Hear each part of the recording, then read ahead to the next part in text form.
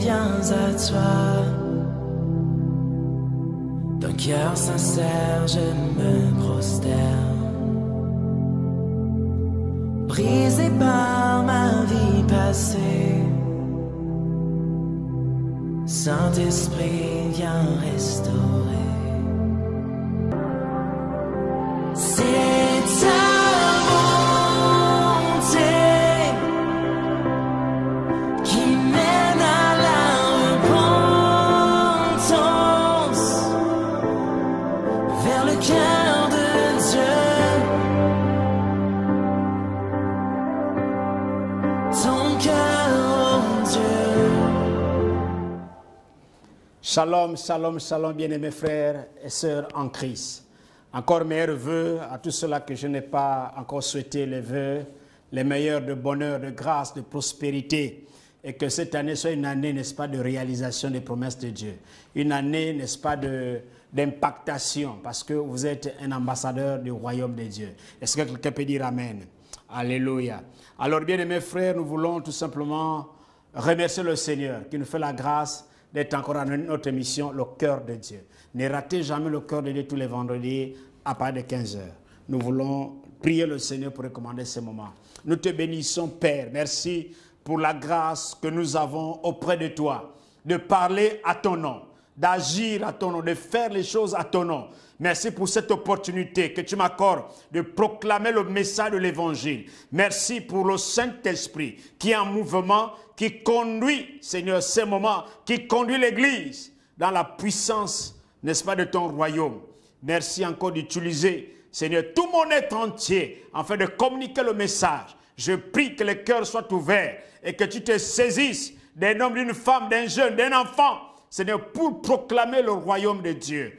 Reçois toute ma reconnaissance pour ce temps, au nom de Jésus. Amen. Alléluia. L'évangélisation, facteur de la croissance de l'Église locale. Et c'est notre thème depuis la semaine dernière. J'ai dit que ce mois de janvier, nous allons parler de l'évangélisation. Nous allons parler de l'évangélisation. Nous voulons nous introduire, n'est-ce pas, en cette année, n'est-ce pas, 2021, dans le thème de l'évangélisation. Nous voulons que les hommes et les femmes connaissent Jésus, connaissent le Seigneur et rentrent dans le royaume de Dieu. Voyez un peu comment le monde fonctionne aujourd'hui. Le monde a besoin de Dieu. Le monde a besoin de Jésus. Le monde a besoin de connaître la vérité. La Bible déclare que la vérité vous affranchira et vous serez réellement libre. C'est-à-dire qu'une fois que la parole de Dieu vous touche, Jésus vous touche, vous êtes des hommes libérés, vous êtes des femmes libérées. Et que ça soit une année de libération. Dites Amen. Alléluia. Vous savez, cette année, il faut qu'il y ait beaucoup de conversions parce que le monde est en mouvement. Le monde en mouvement, il faut que les familles, il faut que des hommes, des jeunes, des femmes, n'est-ce pas, soient conscients que le royaume les attend. Voilà pourquoi nous devons proclamer le royaume de Dieu. Alléluia. Alors je m'adresse aux leaders de l'Église. Je prie maintenant que chacun prenne part, n'est-ce pas, à l'évangélisation du monde. Parce que Dieu attend ses hommes dans le royaume de Dieu. Alléluia. Alléluia. Gloire à Jésus. Alléluia. Alors, la semaine dernière, nous avons lu le texte de Matthieu, le chapitre 14. Et nous avons lu les versets 17 à 21. Je vais les relire. Dès ce jour, Jésus commença à prêcher, à dire « Répentez-vous, car le royaume des cieux est proche. » Comme il marchait le long de la mer de Galilée, il vit deux frères, Simon appelé Pierre et André, son frère, qui jetaient un filet dans la mer, car ils étaient pêcheurs. Il leur dit « Suivez-moi, et je vous ferai pêcheurs d'hommes. » Aussitôt, ils laissèrent le filet et le suivirent. De là, était allé plus loin, il vit deux autres frères, Jacques, fils de Zébédée, et Jean, son frère, qui étaient dans une barque avec Zébédée, leur père, et qui réparaient leur filet. Il les appela, et aussitôt ils laissèrent la barque et leur père, et le suivirent. Alléluia. Le verset 19, Jésus leur dit, « Suivez-moi et je vous ferai pêcheurs d'hommes. » Alléluia.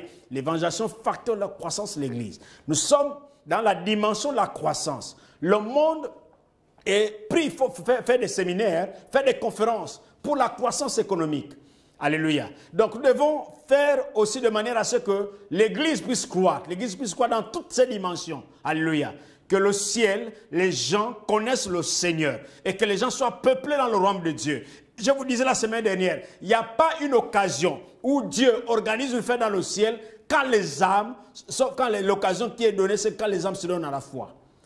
La Bible dit qu'il y a une grande joie dans le ciel quand quelqu'un se donne à la foi, se donne à Jésus. Alléluia. Donc c'est une grande fête et nous devons considérer que chaque jour, il y a de la joie dans le ciel. Il y a de la fête dans le ciel parce que les gens rentrent dans le royaume de Dieu. Alléluia. Alléluia. Donc nous avons introduit le sujet de l'évangélisation. Mais je vais vous dire qu'un homme de Dieu, Renard Bonquet, alléluia, a dit ceci: si Dieu ne touche pas nos sentiments, c'est le diable qui le fera. Alléluia. Comment Dieu peut-il convaincre les pécheurs et les aider à parvenir à la repentance sans qu'ils se sentent touchés? Comment peut-il accorder la joie des péchés pardonnés sans leur donner la moindre sensation dans leur âme? Je crois que le travail d'un évangéliste consiste à allumer un feu, n'est-ce pas, dans l'esprit humain. Alléluia. Et c'est ce que je peux dire amen. Le travail d'un évangéliste consiste à allumer un feu dans l'esprit humain. J'ai envie de dire que le travail d'un chrétien, le travail de l'église, c'est d'allumer un feu dans l'esprit humain. Je me suis dit que tu devais dire amen. Alléluia. Donc, vous voyez un peu, c'est un engagement important. Quelqu'un ne peut pas prendre conscience si nous ne l'annonçons pas l'évangile, si nous ne mettons pas le feu dans son âme. Il faut que le feu s'allume, qu'il prenne conscience qu'il est dans l'obscurité totale. Et c'est vraiment temps. Nous voulons définir ensemble, nous allons voir la nature de l'évangélisation. Et dans la nature de l'évangélisation, nous allons répondre à 4 questions. Alléluia.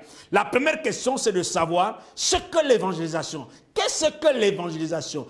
Qu'est-ce que signifie l'évangélisation? Alléluia. Alors l'évangélisation à chaud signifie annoncer la bonne nouvelle. Jésus a dit, allez par tout le monde et prêchez la bonne nouvelle. Alléluia. Allez prêcher la bonne nouvelle. L'évangélisation, c'est l'annonce de l'évangile. L'annonce de la bonne nouvelle. Il s'agit d'une bonne nouvelle, le salut. Le salut rendu possible et disponible comme un cadeau gratuit. Alléluia. Par Jésus. Jésus a donné ce cadeau aux hommes. Alléluia. C'est la meilleure nouvelle, n'est-ce pas? La meilleure des nouvelles qui touche le cœur de l'homme. C'est Jésus. Alléluia. Donc l'évangile doit te prêcher. La bonne nouvelle doit te prêcher pour que, n'est-ce pas, ce cadeau s'incarne dans les cœurs des humains. Et c'est que quelqu'un peut dire amen. Donc l'évangélisation consiste à conduire ceux qui sont hors de la foi en Christ afin qu'ils s'en approchent et l'acceptent. C'est important. L'évangélisation consiste à mener ceux qui sont loin de la foi en Jésus-Christ pour qu'ils s'approchent de Dieu et qu'ils acceptent Jésus dans leur vie comme leur sauveur et Seigneur personnel. Et c'est quelqu'un m'entend. C'est ton rôle, bien-aimés frères, c'est d'allumer le feu. D'allumer le feu. Alléluia. Dans l'esprit humain. Alléluia. L'évangélisation est un, n'est-ce pas, moyen important par lequel le Seigneur implique les chrétiens. C'est là où le Seigneur implique les chrétiens, n'est-ce pas, en collaboration avec le Saint-Esprit. Alléluia. Parce que c'est le Saint-Esprit qui convainc les cœurs. Alléluia. Le chrétien implique avec le Saint-Esprit, avec le travail du Saint-Esprit dans l'œuvre de la construction du royaume. Alléluia. Dans l'œuvre de la construction du royaume de Dieu, dans l'œuvre de la construction de l'église de Dieu, dans l'œuvre de la construction, n'est-ce pas, de la maison de Dieu sur la terre. C'est important. C'est ça l'évangélisation. Et dans la perspective messianique, la Bible, l'évangélisation consiste à prêcher l'évangile aux nations comme au moyen de vaincre les puissances des ennemis de Jésus-Christ et d'amener leur proie comme butin à Jésus. Alléluia. Alléluia. C'est une arme fatale. L'évangile consiste à prêcher l'évangile aux nations comme au moyen de vaincre les puissances des ennemis de Jésus-Christ. Alléluia. Donc quand vous prêchez l'évangile, quand on prêche l'évangile, quand on proclame, quand on déclare, alléluia, quand on dit des choses, quand on présente Jésus, on vient vaincre l'ennemi, alléluia. L'ennemi qui a assujetti les cœurs des gens, qui a assujetti les cœurs. Vous savez, il y a des gens, il y a des hommes, il y a des femmes qui sont esclaves de la boisson. Ils sont devenus ivrognes. Il y a des femmes qui sont, des hommes et des femmes qui sont devenus esclaves de sexe, qui sont devenus esclaves de la drogue. Ces hommes, Satan les a embrigadés. Quand nous prêchons l'évangile, l'évangile vient avec la puissance du Saint-Esprit pour convaincre, pour dire à l'homme que tu es dans les ténèbres, pour le libérer de la prison, pour briser les chaînes et qu'il sorte de cette prison de la prostitution, qu'il sorte de cette prison, n'est-ce pas, de l'ivrognerie, qu'il sorte de cette prison, n'est-ce pas, de l'esclavage du péché. Alléluia. Voilà pourquoi il est important de comprendre ce que l'évangélisation, c'est la proclamation de l'évangile. Alléluia. Ça, c'est dans la perspective messianique. Donc, prêcher l'évangile, n'est-ce pas, aux nations par le moyen pour vaincre, n'est-ce pas, les puissances des ennemis de Jésus-Christ et pour amener leur proie comme butin à Jésus. C'est ce que David a fait. Alors, dans la perspective de faire des disciples, l'évangélisation se définit comme l'action qui consiste à faire des nations des disciples et à établir, n'est-ce pas, l'Église comme témoin du royaume de Dieu au sein, n'est-ce pas, de son peuple. Oh, alléluia, je me suis dit que vous devez dire amen. Écoutez bien, l'évangile se définit comme l'action qui consiste à faire des nations des disciples. Jésus a dit quoi? Allez partout le monde prêcher la bonne nouvelle. Alléluia. Allez faire de toutes les nations des disciples. Nous prêchons dans l'optique de faire des disciples. Alléluia. Quand on est disciple, l'église est construite. Alléluia. C'est le disciple qui construit l'église, établit l'église. Et l'église est le témoin. Alléluia. Et l'église est comme un témoin du royaume de Dieu, n'est-ce pas, sur la terre. C'est l'église qui témoigne de Dieu sur la terre. Quand on voit l'église, on voit Dieu. Quand on te voit, on voit Dieu parce que tu manifestes la gloire de Dieu. Alléluia. Donc tu n'es pas n'importe qui. Alléluia. Que Dieu te bénisse, mon frère qui me suit. Que Dieu te bénisse, ma soeur. Parce que tu es un témoin véritable. Et pour résumer, nous voulons dire que l'évangélisation est la prédication de l'évangile. C'est la prédication de l'évangile, l'évangélisation. C'est la prédication de l'évangile. Et aussi, nous disons que l'évangélisation, c'est l'initiative ou le programme de Dieu. Allez, c'est Dieu qui est l'initiateur, c'est son programme. Nous prenons son programme et nous le présentons. Et j'ai envie de dire que tu es un programme de Dieu. Est-ce que tu peux dire amen? Tu es un programme de Dieu. Tu as été conçu, n'est-ce pas, pour Dieu. Voilà pourquoi tu dois agir selon Dieu. Alléluia. Je me suis dit que tu allais dire amen. Parce que tu es un programme. Alléluia. C'est ça l'évangélisation. Nous allons dire beaucoup de choses sur l'évangélisation. C'est la prédication, l'annonce de l'évangile. C'est un moyen important. Alors, cela implique les chrétiens. Et quand vous annoncez l'évangile, vous grandissez en maturité spirituelle. Quand vous annoncez l'évangile, les âmes sont délivrées, n'est-ce pas, des puissances du monde des ténèbres. Et vous-même, vous gagnez en maturité spirituelle. Et vous marquez le point dans l'âme de Dieu. Parce que les âmes se convertissent. Il faut que chaque soir, quand vous arrivez, vous dites à Dieu merci parce que je fais rentrer ta âme dans ton royaume. Oh, quelle gloire, quelle gloire. Alléluia. C'est ça ton travail. Alléluia. Amen. Ça, c'est la réponse à la première question. La deuxième question, quel est le processus de l'évangélisation? Alléluia. Alléluia. L'évangélisation est un processus et non une fin en soi. Ce n'est pas parce qu'on a évangélisé que le travail s'arrête là. Non, non, non, non, non, non, non, bien aimés frères. La vraie évangélisation est comparable à la première étape de la course au relais. Vous voyez, quand vous courez, vous partez donner le relais à l'autre et l'autre va continuer. Donc, vous avez fait le premier niveau. Maintenant, il y a un deuxième niveau. Il y a un troisième niveau. Parce que vous avez évangélisé, mais il faut que cette personne devienne disciple. Alléluia. Il faut que cette personne qui est gagnée à Jésus devienne un disciple de Jésus. Qui comprenne les lois du royaume. Il faut qu'on enseigne les lois du royaume. Il faut qu'on comprenne qu'il comprenne la vie du royaume. Qu'il comprenne pourquoi il a laissé les ténèbres pour venir dans la lumière. Pourquoi il laisse le péché pour marcher avec Jésus. Il faut qu'on l'enseigne. Il faut qu'on enseigne le combat spirituel. Il faut qu'on enseigne l'amour. Il faut qu'il commence à aimer. Il faut qu'il commence à haïr le péché. Il faut qu'on l'enseigne. Il faut qu'il connaisse pourquoi il va marcher avec Jésus. Qu'est-ce qu'il attend demain? Il va connaître ces choses. C'est une chose d'accepter Jésus. Mais pourquoi il accepte Jésus? Il faut qu'il connaisse les bienfaits, les fondamentaux, les bénéfices, les grâces. Quand tu marches avec le Seigneur. Alléluia. C'est important, il faut qu'il soit formé. Il faut qu'on enseigne les lois de ce royaume. Dans un pays, dans une nation, il y a des lois. Il faut que le citoyen de ce pays puisse connaître les lois de son pays pour ne pas, n'est-ce pas, aller à l'encontre de ces lois. Et nous sommes dans le royaume de Dieu. Le royaume de Dieu a des lois. Nous devons les connaître pour vivre, n'est-ce pas, victorieux. Alléluia. Alléluia. Donc le ministère du discipulat doit être en marche. Alléluia. C'est le système du discipulat doit être en marche. Donc, quand vous faites la course, quand vous faites le relais, et une autre personne le prend, et il continue, et il va donner à l'autre. Donc, c'est une course. Vous avez évangélisé, c'est la première étape. Maintenant, c'est la prochaine étape, c'est le processus maintenant. Parce que l'évangélisation, c'est un processus. Prêcher l'évangile, la personne est convaincue de son péché et la personne se repent. Ça, c'est déjà une étape qui a commencé. Quand la personne se repent, décide de marcher avec le Seigneur, maintenant vous le prenez là, vous le lavez, vous le déshabillez, vous le nettoyez par la puissance de la parole. Il reçoit la parole, il reçoit la parole. Après la parole, le Saint-Esprit l'aide à marcher puissamment dans son royaume et vous allez voir qu'il va devenir un chrétien fort. Les amis, accepter Jésus, c'est une chose. Accepter de marcher avec le Seigneur, c'est une chose. Mais le travail reste à investir dans la vie de cette personne. Quand une maman met un enfant au monde, ne laisse pas cet enfant mourir de faim, mourir de saleté. Non, elle prend soin. Elle baigne, elle lave cet enfant, elle soigne cet enfant, elle donne la nourriture, elle donne le sein, parce que cet enfant doit grandir, n'est-ce pas, dans l'amour. Alléluia. On doit éduquer cet enfant. Cet enfant doit grandir avec des valeurs de la famille ou de la société. Alléluia. Alléluia. Donc, c'est donc tout le travail après l'évangélisation. Si ce travail n'est pas fait après l'évangélisation, vous ne faites pas de l'évangélisation. L'évangélisation consiste à former les disciples. Amen. L'église locale, facteur de la croissance de l'église. L'évangélisation, facteur de la croissance de l'église. Troisième question que nous allons répondre, quel est le contenu du message de l'évangile? Vous savez, l'évangile a un message.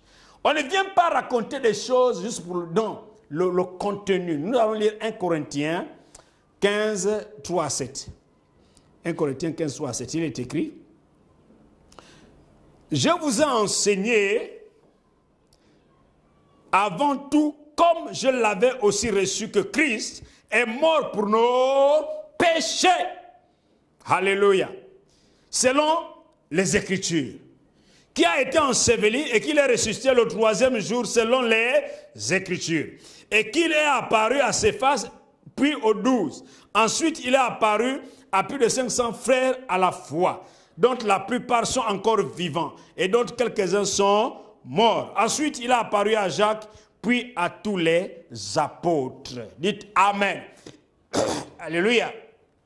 Donc, dans 1 Corinthiens 15, là, les versets 3 à 7, réduit le contenu, n'est-ce pas, de l'évangile en deux parties. Alléluia, en deux parties. Donc, la mort et la résurrection. La mort et la résurrection. La repentance et la foi. La mort et la résurrection. La repentance et la foi. Est-ce que quelqu'un peut dire Amen? Alors, ces différentes parties de l'évangile doivent nous aider à comprendre le message. Il dit, Christ est mort pour nos péchés, selon les Écritures. Alléluia. Christ est mort pour nos péchés, selon il y a un témoignage, selon les Écritures.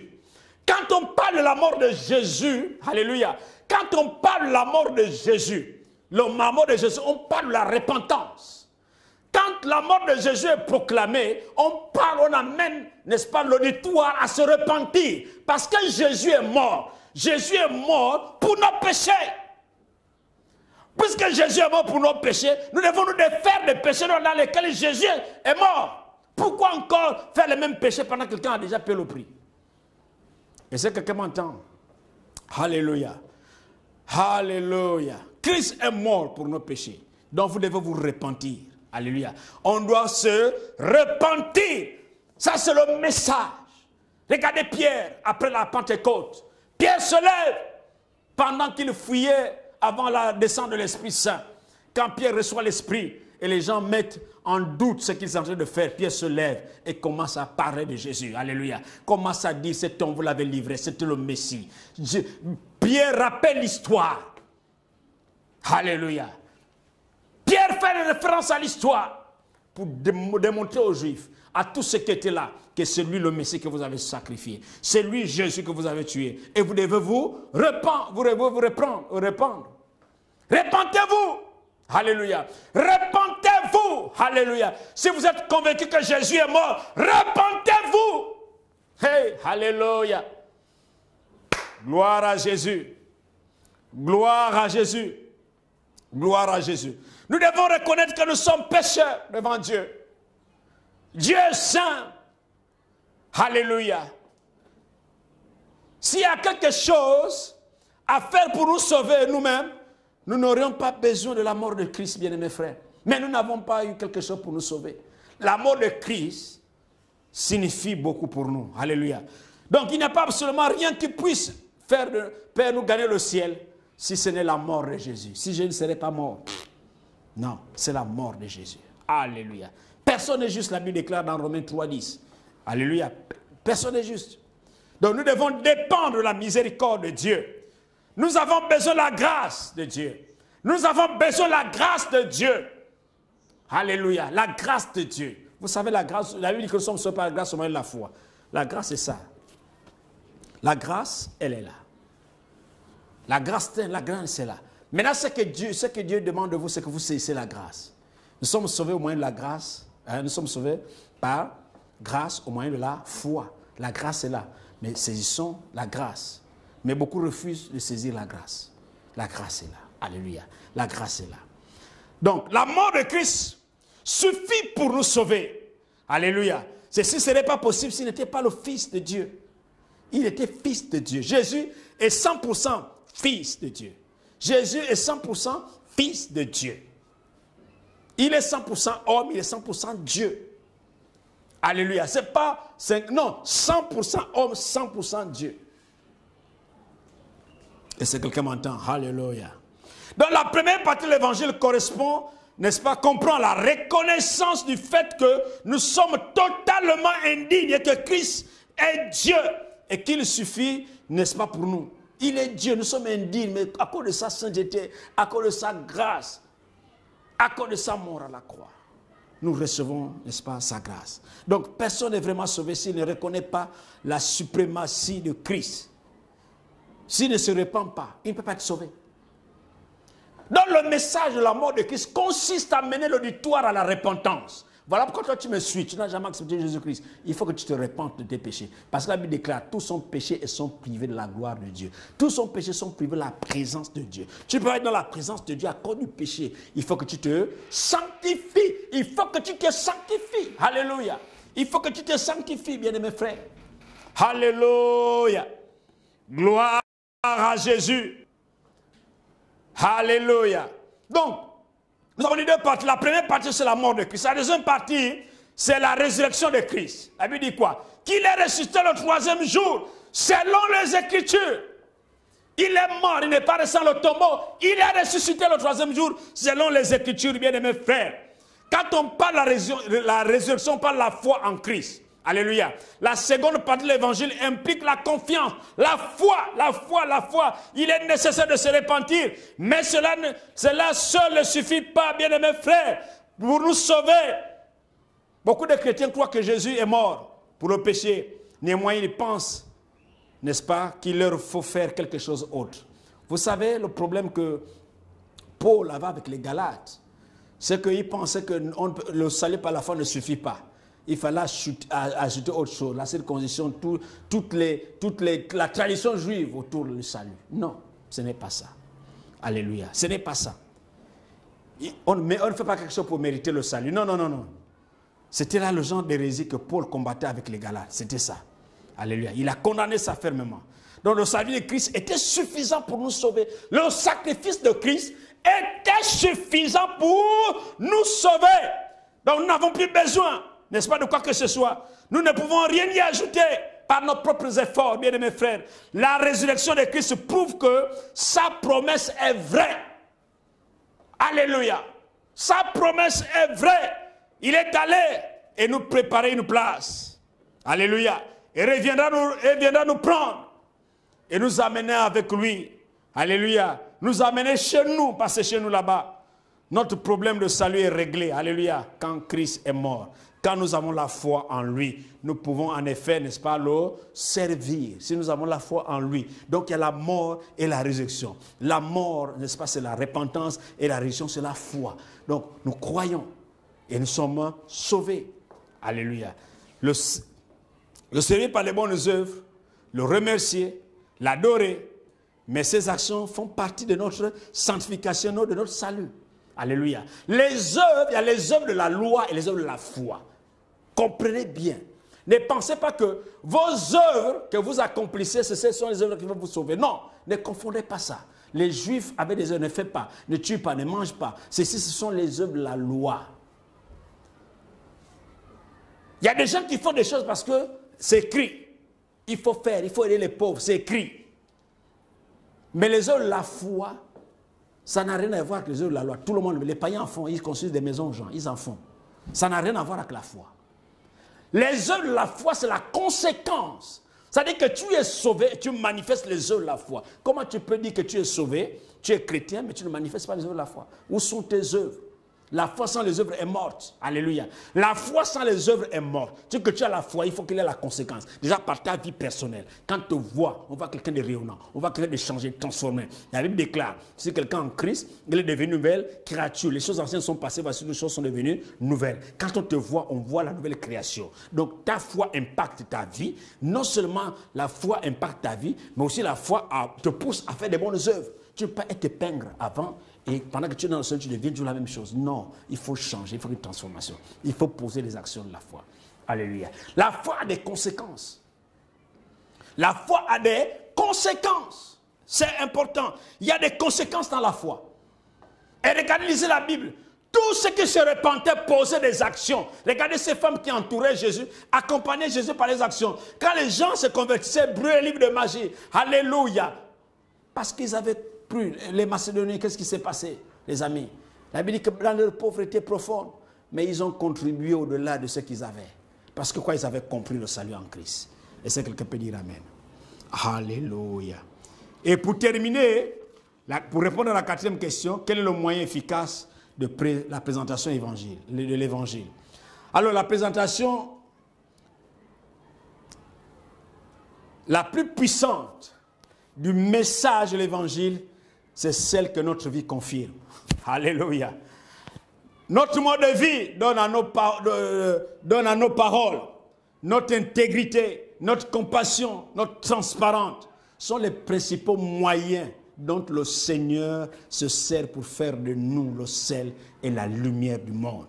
Là où nous vivons, alléluia, c'est notre témoignage, c'est notre vie. Ça, c'est le moyen le plus efficace pour présenter l'évangile. C'est votre vie, parce qu'on ne peut pas être la même personne. Vous étiez hier, n'est-ce pas, dans le péché, et vous êtes transformé, vous vivez encore la même chose. Non, vous devez par votre vie, votre intégrité, devez parler, alléluia. Vos paroles, votre compassion, les gens doivent voir cela et attirer les gens. Vous devez être attractif. J'aime ce que tu allais dire Amen. Il faut être attractif. Si tu n'es pas attractif, tu ne peux pas attirer grand monde. Tu ne peux pas. C'est le seul message. Alléluia. Alléluia. Le moyen le plus efficace de présenter le message.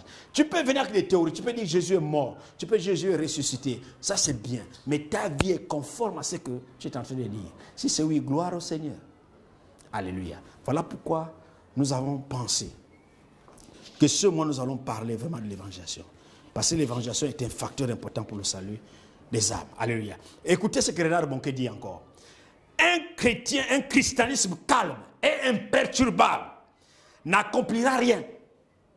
Les nations ont un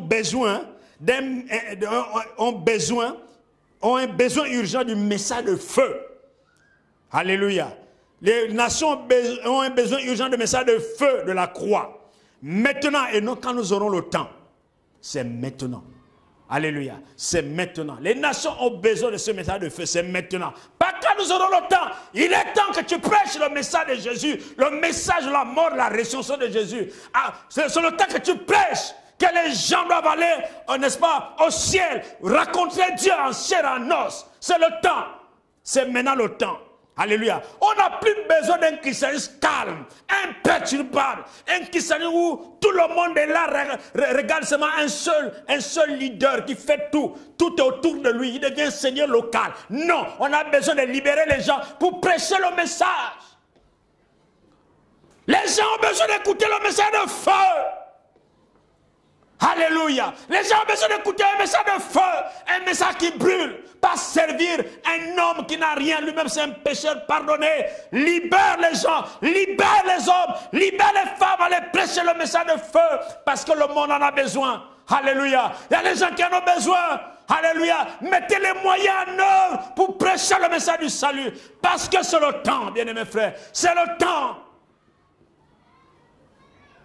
Alléluia. Seigneur, merci pour ta grâce. Seigneur, merci pour ta fidélité. Je te bénis parce que tu m'as sauvé, tu m'as donné la vie et je t'en suis entièrement reconnaissant. Seigneur, mon frère, ma soeur n'est pas encore sauvée. Et pendant que je parle en ce moment, il est en train de crier. Il est en train de gémir. Ma soeur est en train de crier, gémir. Sa vie tourne autour d'elle. Elle ne comprend plus rien. Elle a besoin de toi en ce moment. Elle se pose beaucoup de questions. Il y a beaucoup de questionnements autour d'elle. Mais tu as la réponse parce que tu es la réponse du monde aujourd'hui. Seigneur, je te fais confiance parce que par ce message, tu vas toucher un cœur. Tu vas guérir une âme. Tu vas guérir un corps. Alléluia. Le message de feu est un message de guérison, de restauration. Reçois au nom de Jésus. Prends au nom de Jésus de Nazareth. Je communique la vie à ton âme. Que tu sois libéré de l'obscurantisme spirituel. Reçois la grâce de connaître le Seigneur maintenant au nom de Jésus. Je mets un feu nouveau dans ton âme, dans ton esprit, dans ton être entier, pour que ce message de feu de l'évangélisation brûle. Que tu parles à celui qui est en face de toi, ton voisin, ta voisine, ton ami, parle de Jésus. Parle-lui de Jésus. Alléluia. Ta condisciple de classe, ton collègue de travail a besoin de recevoir le message du salut. Merci Père pour ces hommes et ces femmes qui me suivent dans le monde entier. Que tu les bénisses à toute mesure. Que ce message soit un message qui révolte. Merci au nom de Jésus. Amen.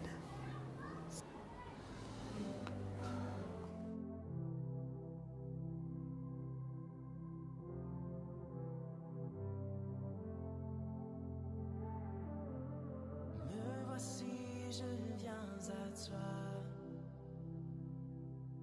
D'un cœur sincère, je me prosterne. Brisé par ma vie passée,